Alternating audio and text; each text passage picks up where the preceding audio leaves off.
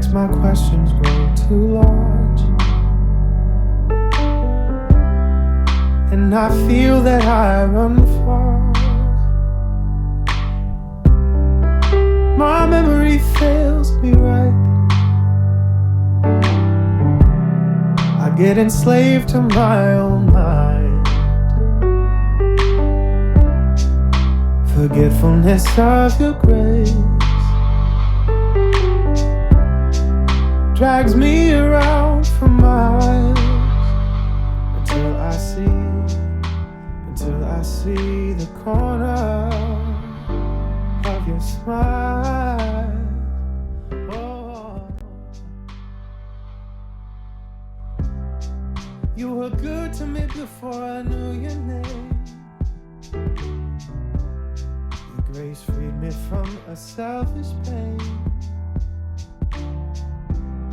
I was lost and I felt the need for you. How could I ever leave? 'Cause you've captured my heart in ways I didn't know I could be captured. Oh, you've captured my heart in ways I didn't know I could be captured.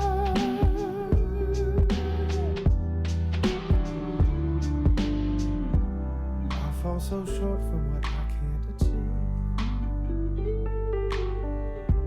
Start to agree with what I don't believe. My sensory fails the truth as I disremember who I am in you. Forgetfulness of your grace drags me around for miles until I see the corner of your smile. Oh, you were good to me before I knew your name. Oh, your grace freed me from my selfish pain, I was lost and I felt the need for you. How could I ever leave? 'Cause you've captured my heart in ways I didn't know I could be captured. Oh, you've captured my heart in ways I didn't know I could be captured.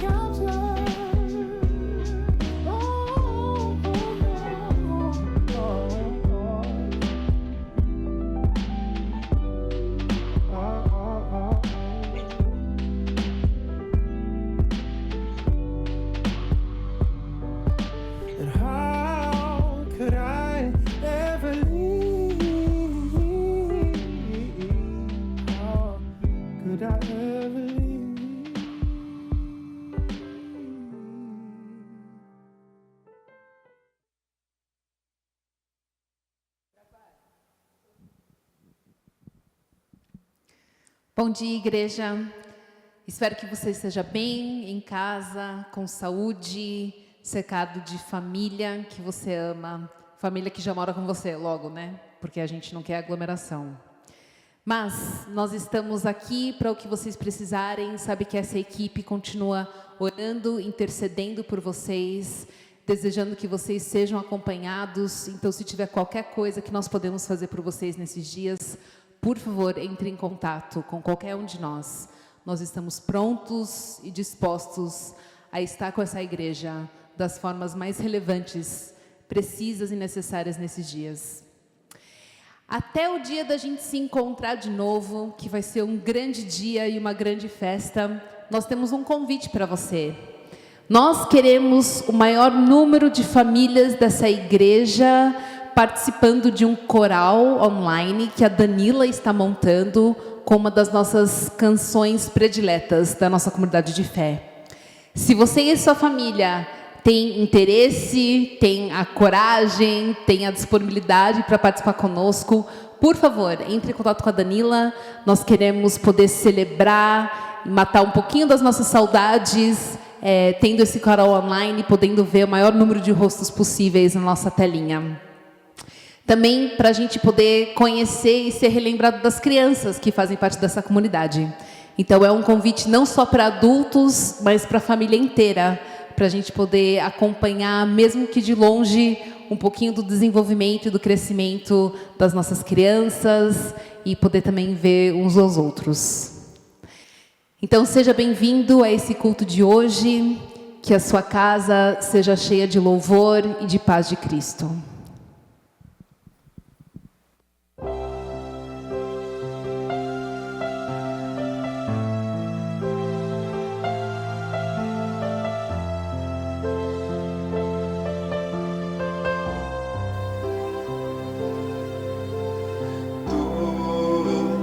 És bem-vindo aqui e em nosso coração toma direção. Deus, fogo consumidor, sem impedimentos vem, face a face, Senhor. Sopra em nós, Espírito, te queremos, Deus.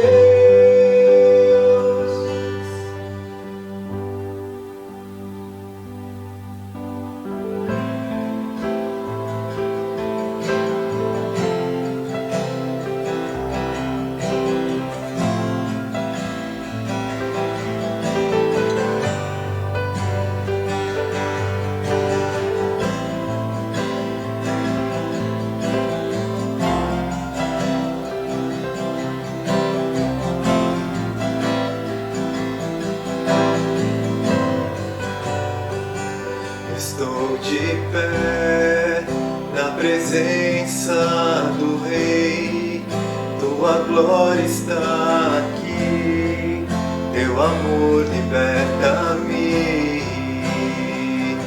Estás aqui no trono de louvor, tua presença me curou, fascinado estou.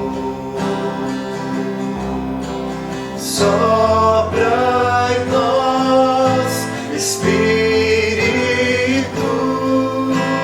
te queremos, Deus. Sopra em nós, Espírito, te queremos, Deus.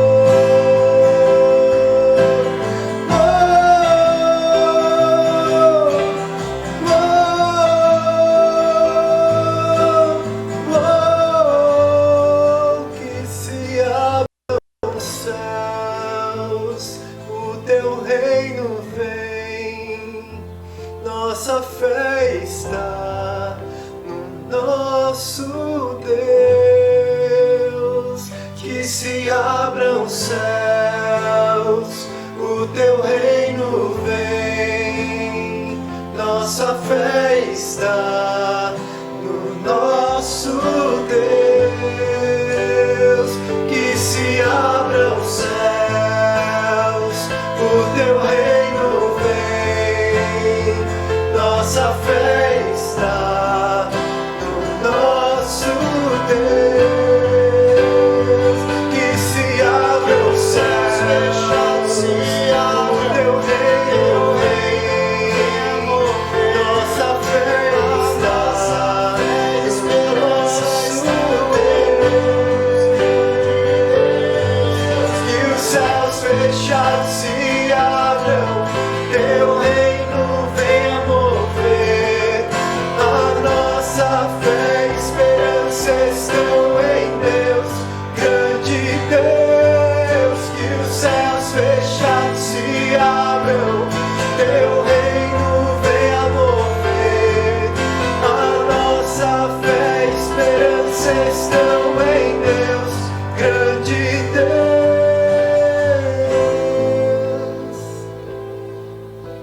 Sopra em nós, Espírito, te queremos, Deus.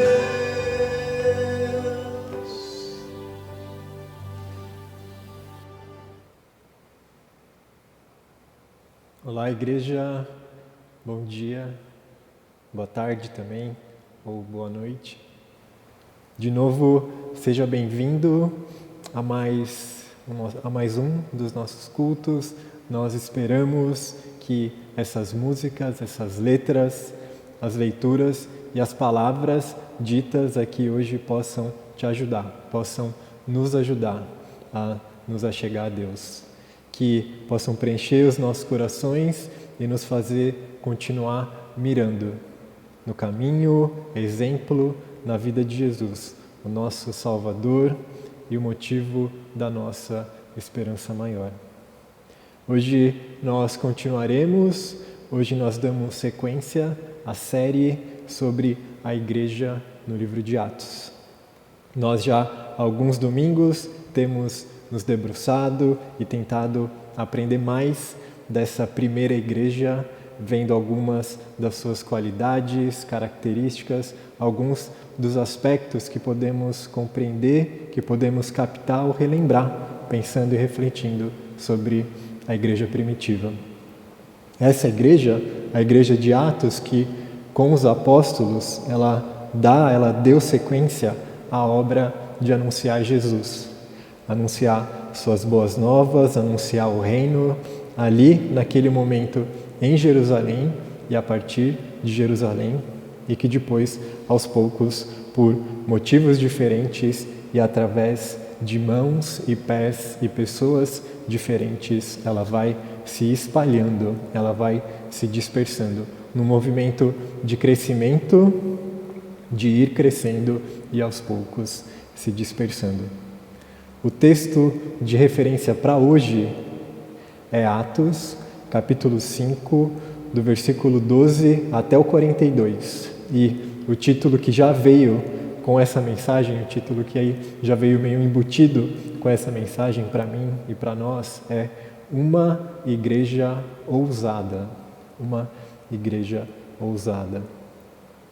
Esse é um trecho que ele vem dividido em dois, ou em pelo menos duas partes, e com uma em sequência, ou na verdade uma em consequência da outra. E agora a gente vai ler Atos, capítulo 5, a partir do versículo 12, e é para aparecer aí na sua tela, e a gente vai ler juntos. Muitos sinais e prodígios eram feitos entre o povo pelas mãos dos apóstolos, e todos costumavam se reunir de comum acordo no pórtico de Salomão. Mas, dos restantes, ninguém ousava juntar-se a eles. Porém, o povo tinha grande admiração por eles, e aumentava sempre mais o número de crentes no Senhor, uma multidão de homens e mulheres. a ponto de levarem os enfermos até pelas ruas e os colocarem sobre leitos e macas, para que, ao passar Pedro, ao menos a sua sombra se projetasse sobre alguns deles. Vinha também muita gente das cidades vizinhas de Jerusalém, levando doentes e atormentados por espíritos imundos, e todos eram curados. Levantando-se, porém, o sumo sacerdote e todos que estavam com ele, isso é, o partido dos fariseus, eles ficaram com muita inveja, prenderam os apóstolos e os recolheram à prisão pública. Mas de noite, um anjo do Senhor abriu as portas da prisão e, levando-os para fora, lhes disse: Vão ao templo e digam ao povo todas as palavras desta vida. Tendo ouvido isto, logo ao amanhecer entraram no templo e ensinavam. Quando chegaram, o sumo sacerdote e os que estavam com ele convocaram o sinédrio e todo o conselho de anciãos do povo de Israel e mandaram buscar os apóstolos na prisão.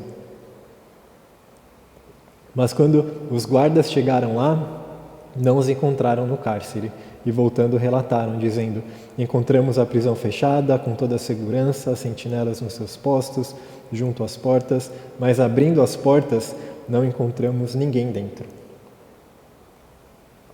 Quando o capitão do templo e os principais sacerdotes ouviram essas informações, ficaram perplexos a respeito do que viria a ser isso. Nesse momento, alguém chegou e lhes comunicou: Vejam, os homens que os senhores prenderam estão no templo ensinando o povo. Então, o capitão e os guardas foram lá e os trouxeram sem violência, porque temiam ser apedrejados pelo povo. Eles trouxeram os apóstolos, apresentando-os ao sinédrio, e o sumo sacerdote os interrogou, dizendo: Não é verdade que ordenamos expressamente que vocês não ensinassem nesse nome?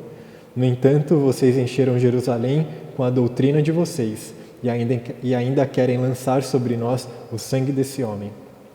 Então Pedro e os demais apóstolos afirmaram: É mais importante obedecer a Deus do que aos homens.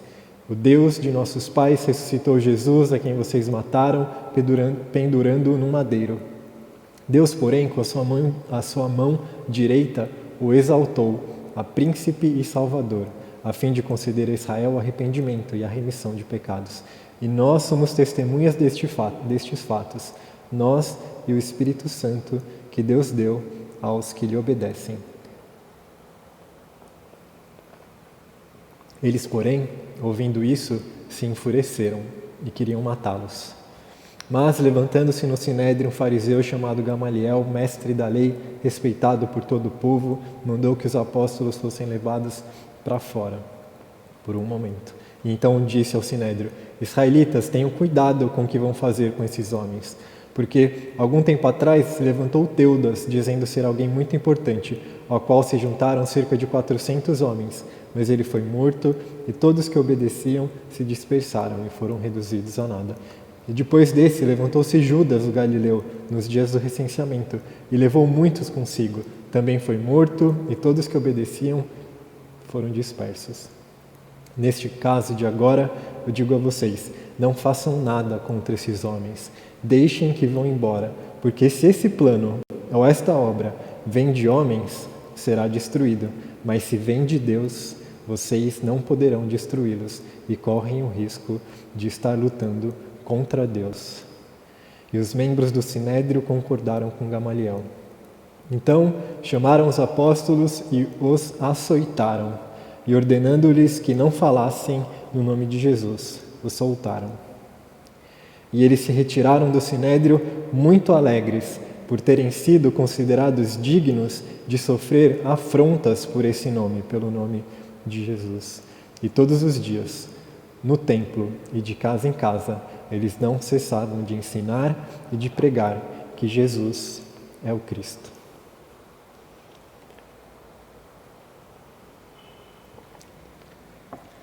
Repassando,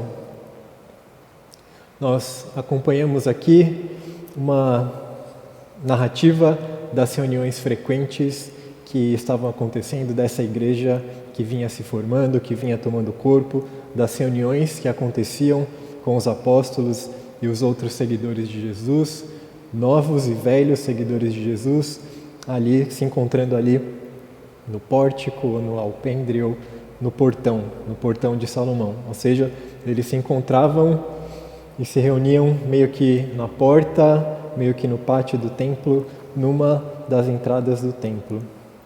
E o texto diz que, aos poucos, com o passar dos dias, tanto em respeito do povo ali de Jerusalém, tanto numericamente, essa era uma igreja que crescia. Eram feitos muitos milagres e sinais e maravilhas e prodígios, dependendo da tradução, muita coisa inacreditável, muita coisa impressionante e até então impossível estava acontecendo ali diante deles. Pelo Espírito e através das vidas dos apóstolos, multidões eram tocadas e até gente na sombra deles o pessoal estava vindo colocar. As pessoas não só de Jerusalém vinham para acompanhar isso, multidões de cidades vizinhas, de vilarejos próximos, muita gente chegava ali com doentes, fisicamente doentes e espiritualmente doentes. E se você parar para tentar imaginar um pouco dessas cenas, um pouco dessa rotina de encontros dessa gente, tudo que acontecia ali devia ser uma loucura, e uma loucura boa, deviam ser impressionantes essas reuniões e impressionante essa igreja. E junto com a reputação e a estima do povo, crescia também a popularidade deles, a popularidade, a notoriedade deles, e isso abalou demais a liderança religiosa do povo. Isso fez com que os líderes religiosos e, diga-se de passagem, os caras importantes, os poderosos, os justos, os caras de bem, visualmente santos e consagrados, os caras que aparentemente cumpriam todas as leis ao pé da letra e que faziam tudo certinho e eram bem próximos de Deus. A popularidade da igreja e dos apóstolos, esse grupo de letrados e excluídos e pecadores, que agora fazia mais e mais barulho, que atraía mais e mais gente de todo lado. Ela ganhava corpo, e isso fez esses caras santos e poderosos ficarem com muita inveja. E o texto traz isso de forma bem clara, não tem outra palavra para descrever a motivação deles que não seja a inveja. E por isso eles mandaram prender os apóstolos. Os apóstolos são presos, os apóstolos são libertos por um anjo no meio da noite e eles continuam pregando e anunciando Jesus. Que se antes, em vida, era conhecido como Jesus de Nazaré, Jesus o Nazareno ou da Galileia, agora o Jesus que esses mesmos líderes haviam conspirado e assassinado. Esse mesmo Jesus era anunciado e era reconhecido como o Messias, o ungido. Mais e mais, ele agora era tido como Jesus, o Cristo, como Jesus Cristo. Eles são chamados para um interrogatório por anunciarem essa doutrina do Cristo, são questionados, são pressionados, eles se posicionam, eles se afirmam Jesus como Filho de Deus, e a ira e a tensão só aumentam. Surge um fariseu sensato, Gamaliel, e eles são então castigados fisicamente, eles são repreendidos novamente, mas liberados. E aí eles saem de lá, machucados por fora, mas exultantes e radiantes e felizes por dentro, porque eles foram considerados dignos de sofrer por Jesus. E todos os dias, em todo lugar, em casa ou no templo, eles não paravam de ensinar que Jesus é o Cristo. Se nós estamos tentando olhar ou enxergar uma igreja ousada aqui, uma igreja ousada, e a definição de ousadia passa por esse sentimento de coragem, de ser arrojado, de afrontar ou de enfrentar obstáculos e de ser destemido, a gente pode observar algumas coisas aqui nesse sentido de uma igreja ousada. A igreja aqui em Atos, ela foi ousada por ir contra os líderes e a ordem religiosa, que há séculos se impunha e os dominava. Ela foi ousada por ir, sim, contra essas autoridades.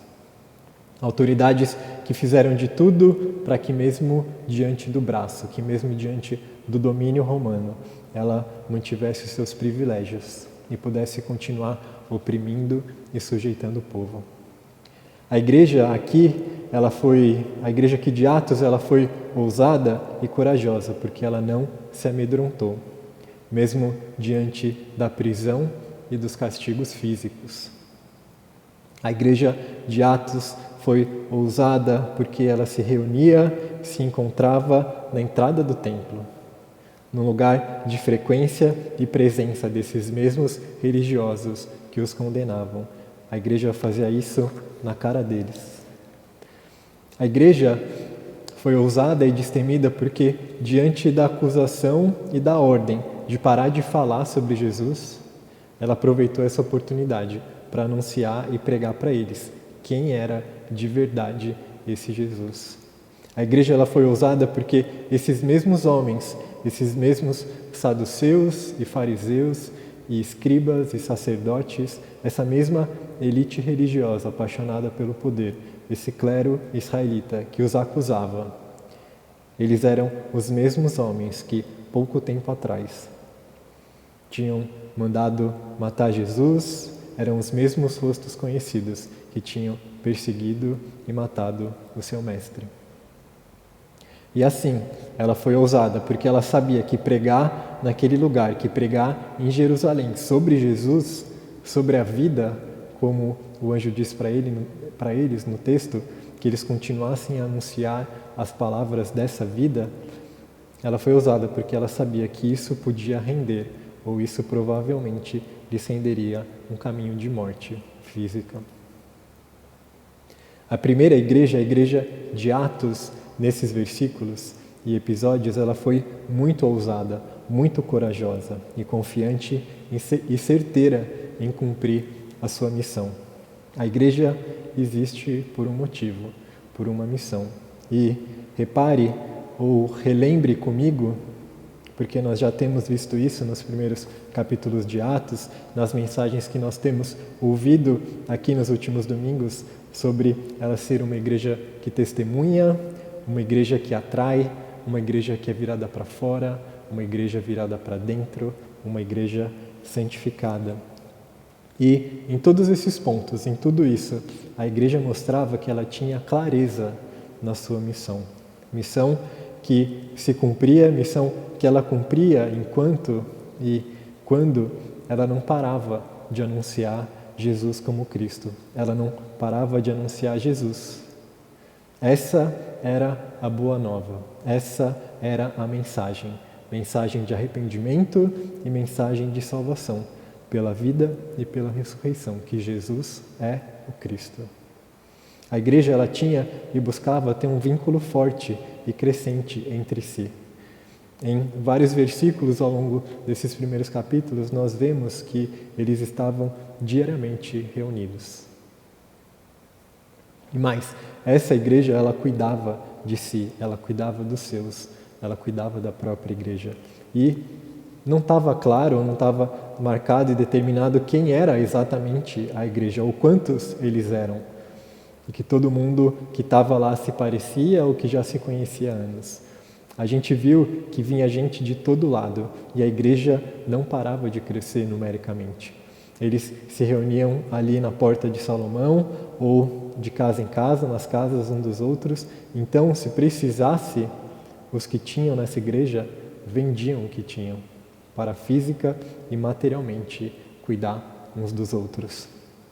E tão importante quanto a igreja, ela estava pronta para receber todos os que a buscassem, olhando para o outro, cuidando do recém-chegado, todo tipo de pessoas, ainda que doentes, ainda que impuros, ainda que espiritualmente desacreditados ou rebelados. A igreja estava disposta a acolher. E nisso tudo, a igreja era corajosa, a igreja era ousada, porque ela sabia o que ela tinha que fazer e fazia. independente das dificuldades e independente dos obstáculos que apareciam. Mas e para a gente? E para nós hoje?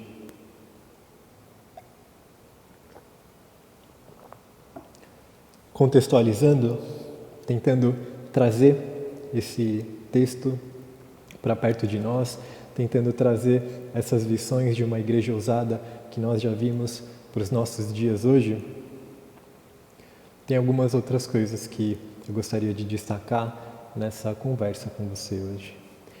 A primeira delas é relativa a obedecer a Deus e não aos homens. Obedecer a Deus e não aos homens.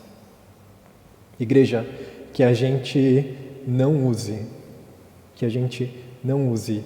inapropriadamente ou desonestamente essa ideia, esse ideal ou versículo que diz isso, que é mais importante obedecer a Deus do que aos homens. E a gente sabe, com certeza isso é verdadeiro, com certeza é legítimo, é lógico que nós precisamos obedecer a Deus e não aos homens. Isso se encaixa com a vida de Jesus. E no momento ali em que isso foi dito, e pela situação que eles estavam vivendo, a gente viu, Pedro disse essas palavras, ele respondeu assim, porque diretamente a tradição religiosa tentava conservar a tradição religiosa e impor um silêncio e reprimir a mensagem de Jesus. Pedro tinha um porquê genuíno de responder isso, de responder assim. Mas, e infelizmente, o obedecer a Deus e não aos homens já foi e continua sendo justificativa para muitos absurdos na história da igreja ou do cristianismo de maneira geral. Muita maldade, muita incoerência foram cometidas, continuam sendo cometidas com um pretexto leviano, com uma justificativa artificial e falsa de se estar obedecendo a Deus.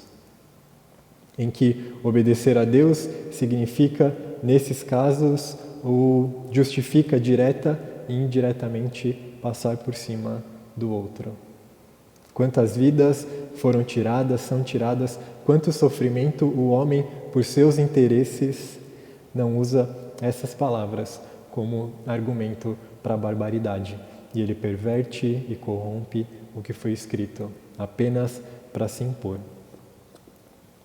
E por isso, igreja, por isso que é tão importante a gente estudar a Bíblia.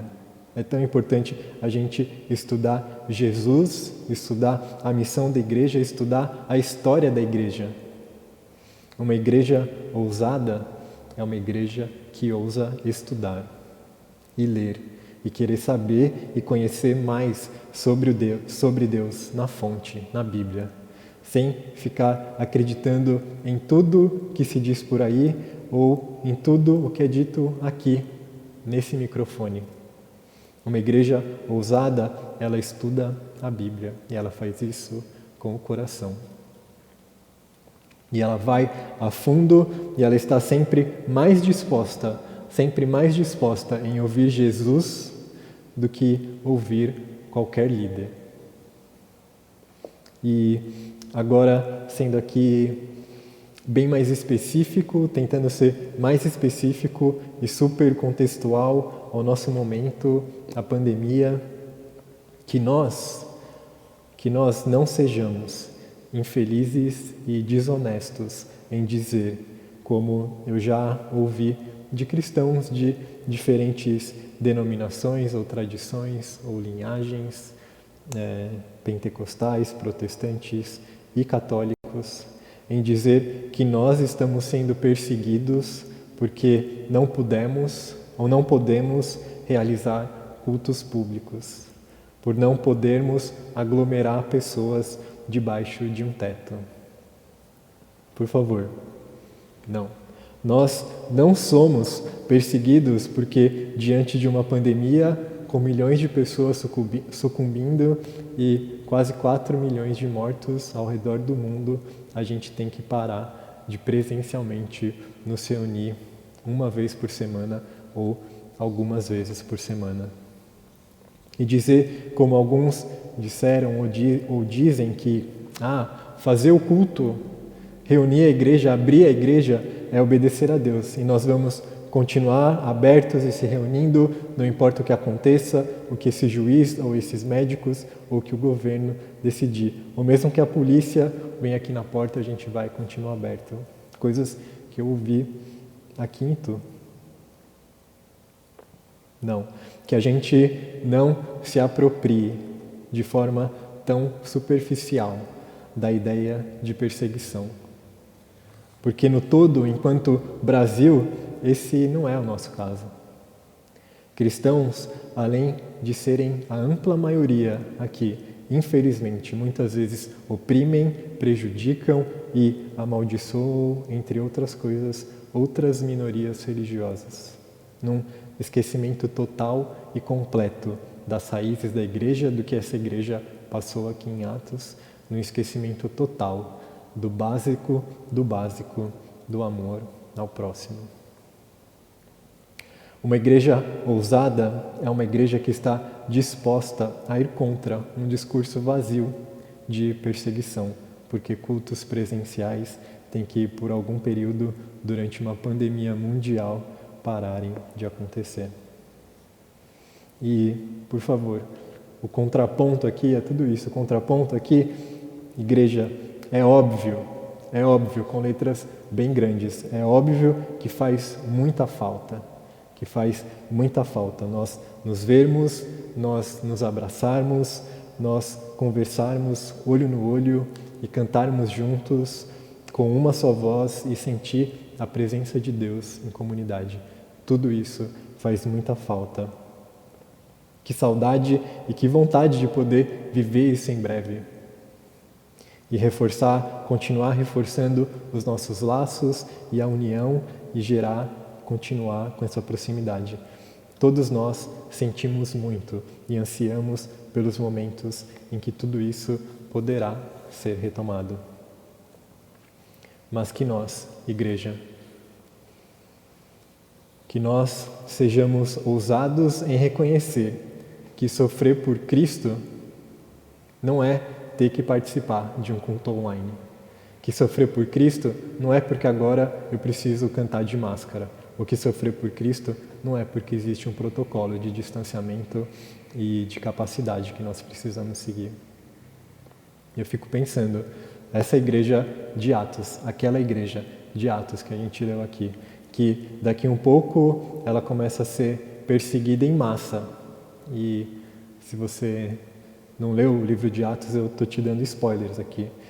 Imagina aquela igreja que vai ter que, em breve, largar tudo para trás, fugir de cidade, ver os seus irmãos sendo caçados e se reunir nos cemitérios e nos túmulos. Imagina aquela igreja olhando para a gente, reclamando, porque tem alguém na porta do prédio com um termômetro na mão, apontando para sua testa para medir a sua temperatura.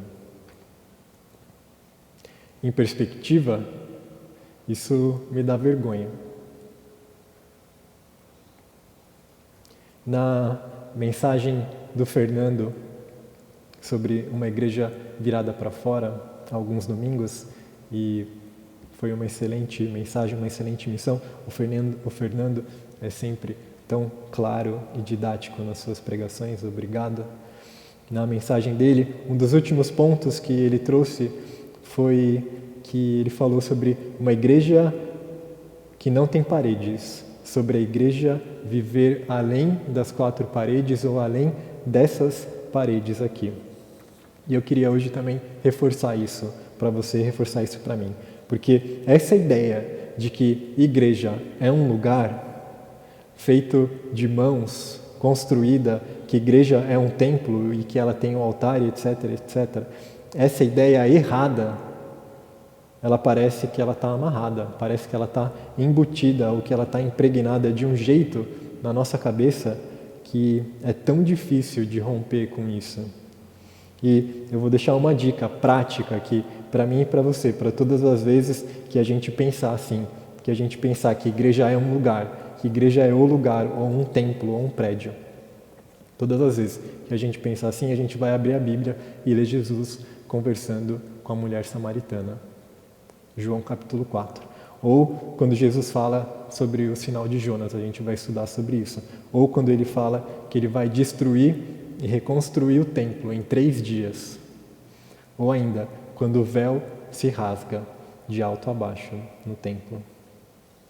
Igreja, o nosso prédio, esse lugar aqui, esse prédio, o lugar de encontro da nossa comunidade, ele pode estar fechado aos domingos, de manhã, já há um bom tempo. E sim, como eu disse, todos nós temos saudades do pré-março de 2020, mas que nós sejamos ousados, que nós sejamos uma igreja corajosa o suficiente em reconhecer que as portas da igreja nunca fecharam. As portas da igreja nunca fecharam porque não foi a gente que abriu a igreja. Não fomos nós que abrimos as suas portas. A igreja não é nossa. A igreja é de Cristo. A igreja é de Jesus. E nós, sendo de Cristo, nós, sendo a sua igreja, nós precisamos continuar sendo Cristo para esse mundo. Quer as portas dos prédios estejam abertas, quer as portas dos prédios estejam fechadas. E para começar a terminar, só mais 2 observações, mais 2 ressalvas que eu queria fazer com você a partir desse texto. Uma igreja corajosa, como a de Atos,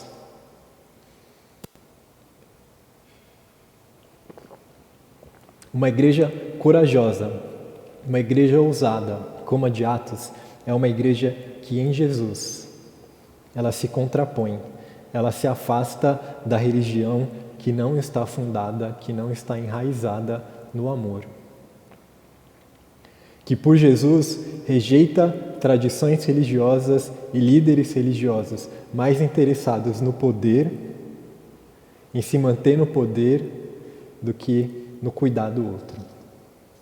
Uma igreja destemida, uma igreja destemida como a de Atos, ela conhece, ela entende que homens que se definem como santos e superiores, homens que definem a si mesmos como justos, como homens de bem, como homens de Deus, geralmente estão mais interessados nos privilégios do que em se entregar. E geralmente eles estão agindo mais motivados pela inveja ou pela ganância do que pelo amor. E, consequentemente, uma igreja que conhece, que segue Jesus de perto, ela sabe que a igreja e a sua missão nunca e em nada tiveram ou têm a ver em caminhar com Roma, em se aliar com Roma e querer caminhar lado a lado com o poder, numa busca constante por poder e influência e tentar governar sobre o outro e se impor. Pelo contrário, e você sabe, são lideranças religiosas como essas que buscam tais coisas, que buscam poder e controle e dominação e prestígio e hegemonia, que fizeram de tudo para silenciar Jesus e os seus discípulos.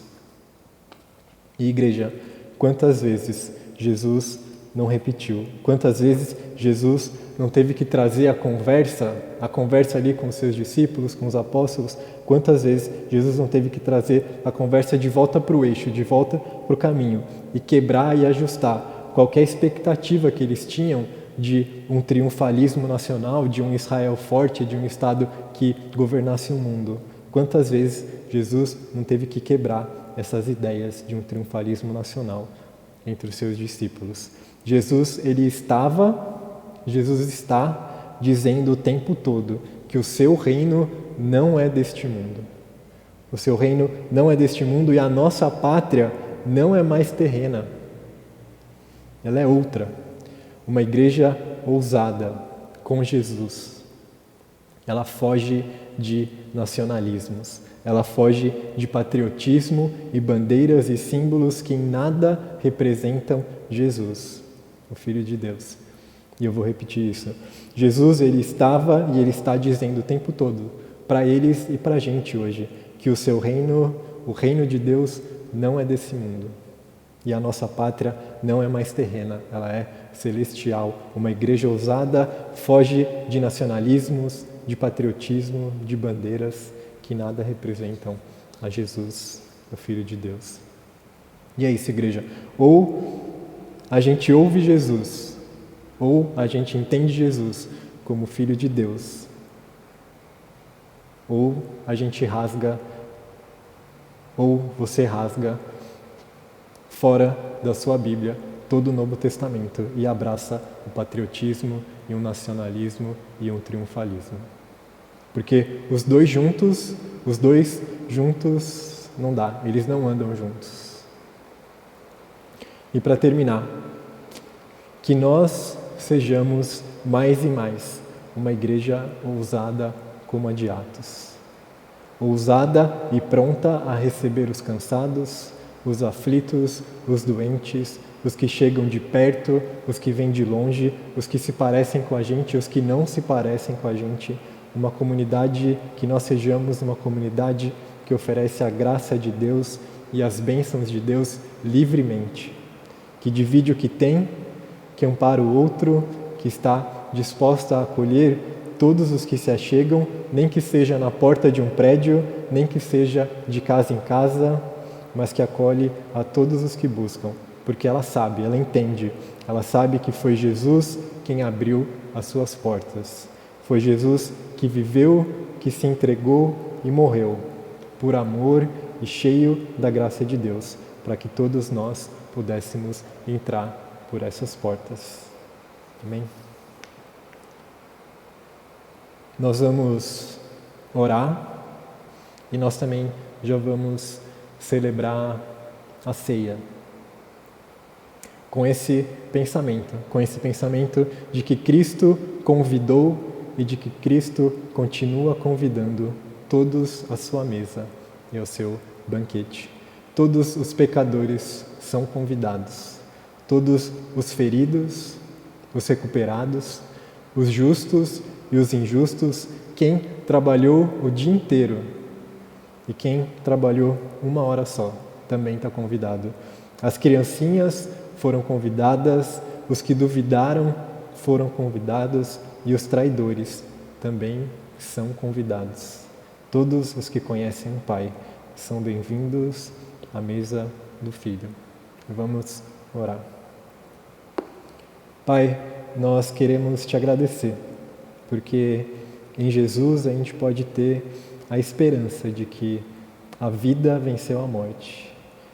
Nós queremos te agradecer porque em Cristo nós temos a certeza, Pai, de uma vida além dessa vida. Obrigado pelo seu amor, obrigado porque em Cristo, Jesus, o seu Filho, em carne e osso, e na entrega dele a gente pode reconhecer, Pai, o seu amor. A gente agora celebra através do pão e do vinho, celebra através do seu corpo e do seu sangue, Pai, derramados e que simbolizam, Pai, a sua aliança conosco. Nós te agradecemos por Cristo e nós te pedimos, Pai, que o Senhor nos dê a sabedoria, que o Senhor nos dê a ousadia, que o Senhor nos dê a coragem de parecermos mais e mais com o seu Filho, Pai. E é em nome dele, em nome do seu Filho Jesus que nós oramos. Amém.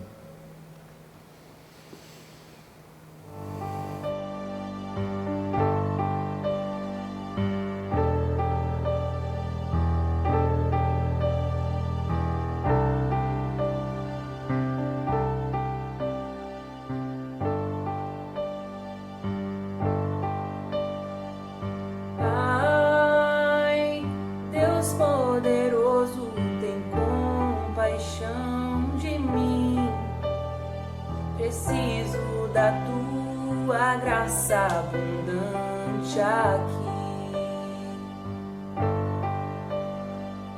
Quero coração e salva-me de mim. Faz-me bem-aventurado em ti. Pai, Deus de justiça, misericórdia, amor, confesso que me afastei, me esqueci de ti.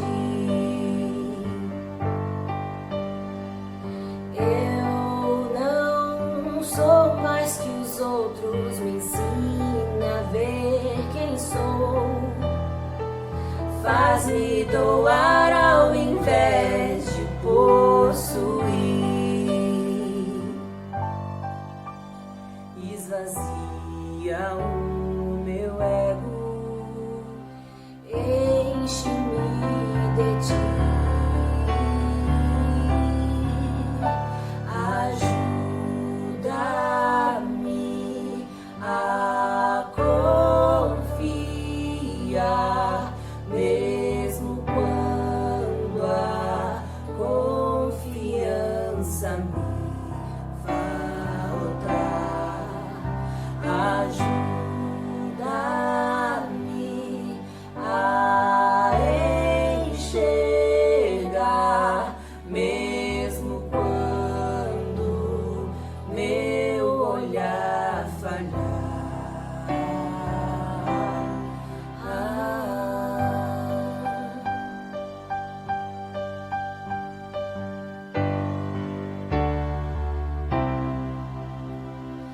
Pai, Deus poderoso, tem compaixão de mim. Preciso da tua graça abundante aqui. Quebra o meu coração e salva-me de mim.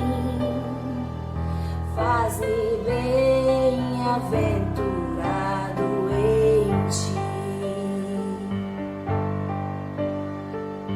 Pai, Deus de justiça, misericórdia, amor, confesso que me afastei, me esqueci de ti. Eu não sou mais que os outros, me ensina a ver quem sou. Faz-me doar ao invés de possuir. Esvazia o meu ego, enche-me de ti. Ajuda-me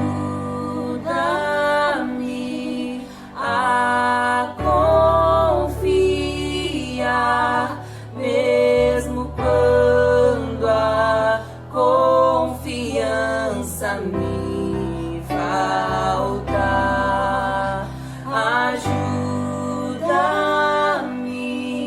a enxergar, mesmo quando meu olhar falhar.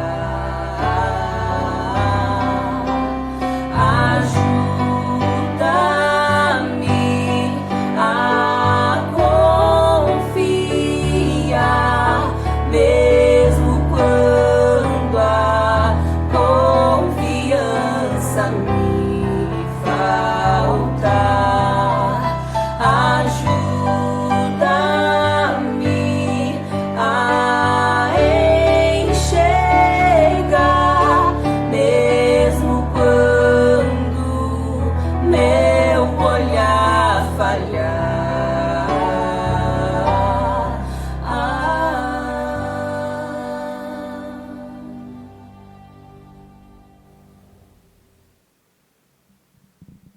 Bom dia, igreja.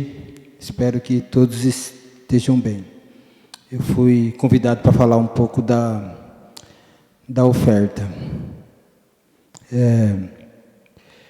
Provérbios 3, 9 e 10 diz: adore a Deus oferecendo-lhe o que a sua terra produz de melhor. Faça isso e os seus depósitos ficarão cheios de cereais e você terá tanto vinho que não será capaz de armazenar. Lendo isso, eu percebi que a oferta vai além de dinheiro, né? E pensando nisso, eu escrevi uma reflexão, um texto. Veja isso da melhor forma possível. Vamos lá? Quando tiramos 10% ou mais do nosso salário para oferecer na igreja, em formas de oferta, achamos que aquilo já é o suficiente para o reino de Deus. Mas a oferta a Deus vai muito além disso hoje, porque senão se torna uma coisa mecânica e rotineira de domingo. Hoje entendo que ofertar é estar pronto e disponível para quem precisa de um abraço, uma conversa, um tempo, que é a coisa mais valiosa de hoje em dia. Por isso não deixe sua oferta ser só dentro da igreja. E sim, sua oferta financeira ajuda muitas pessoas que precisam, mas não deixe de doar amor ao próximo. Isso para mim é a verdadeira oferta. E não se preocupe em ser uma pessoa humilde a ponto de achar que não vai ter nada para doar. Uma vez uma pessoa me disse que ninguém é miserável o bastante para não ter nada a oferecer a outra. Repetindo, ninguém é miserável o bastante para não ter nada a oferecer a outra pessoa.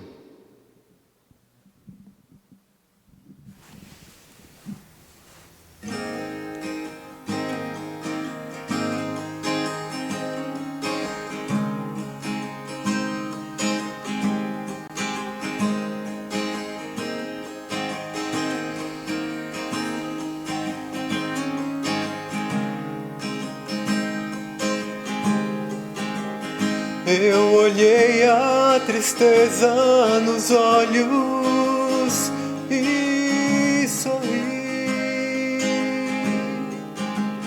mesmo quebrantado pela vida que escolhi. Da janela eu vi cada estação fugir, como as árvores eu permaneço no mesmo lugar. No outono, no inverno eu espero primavera chegar. Da estrada eu quis retornar pra onde parti. Da distância avistei a alegria e a esperança. Das migalhas que desperdiçamos faremos jantar. Eu voltaria atrás pra tentar me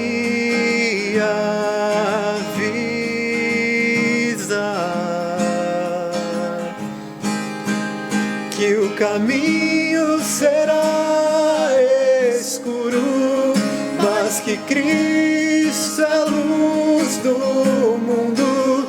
Deixe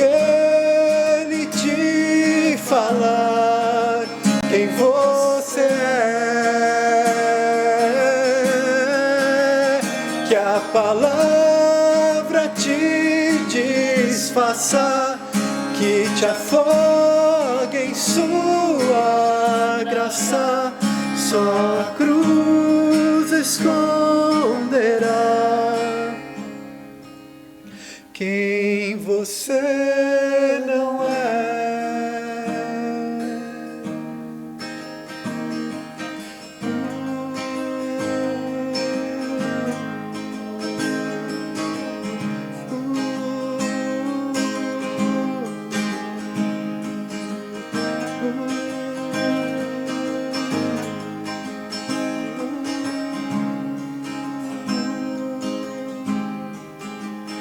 Eu olhei a tristeza nos olhos e sorri.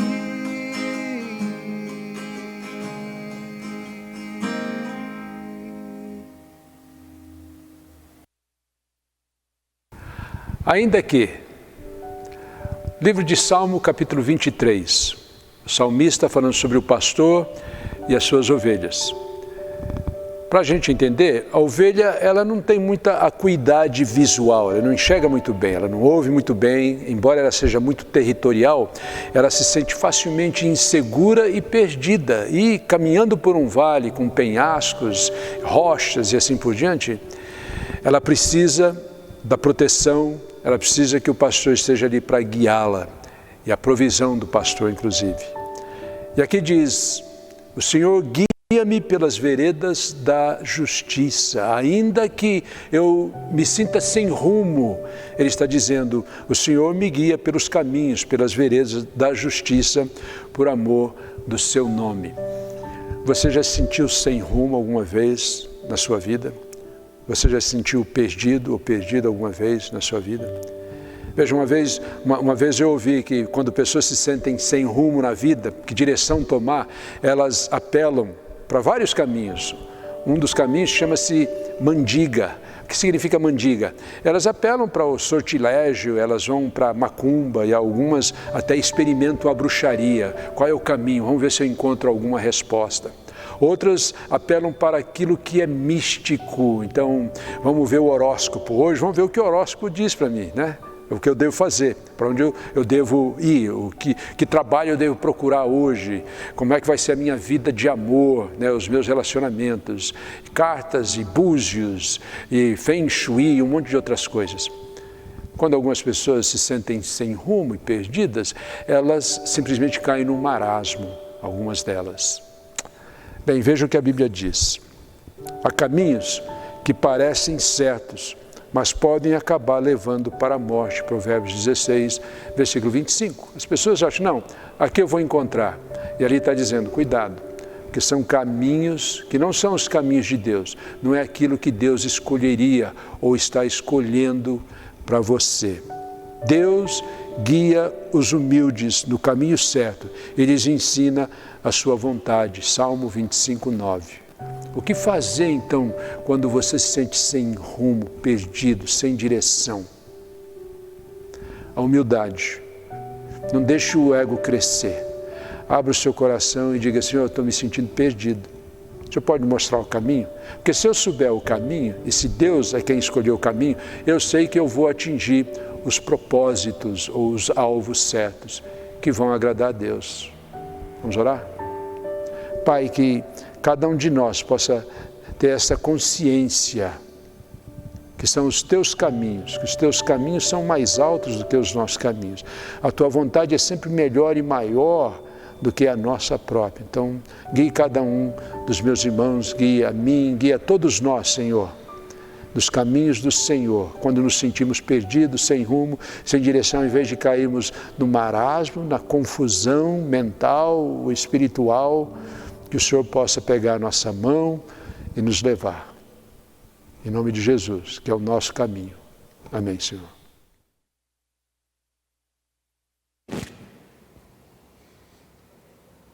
Para a gente terminar o nosso culto, a gente tem a nossa bênção, que diz que a paz de Deus vá contigo por onde quer que Ele te enviar. Que Ele te guie pelo deserto, que Ele te proteja pela tempestade. e que Ele te traga de volta regozijando pelas maravilhas que Ele tem te mostrado, mais uma vez, pelas nossas portas. Bom domingo, igreja, boa semana, se cuidem, fiquem com Deus e paz para sua casa. Até mais.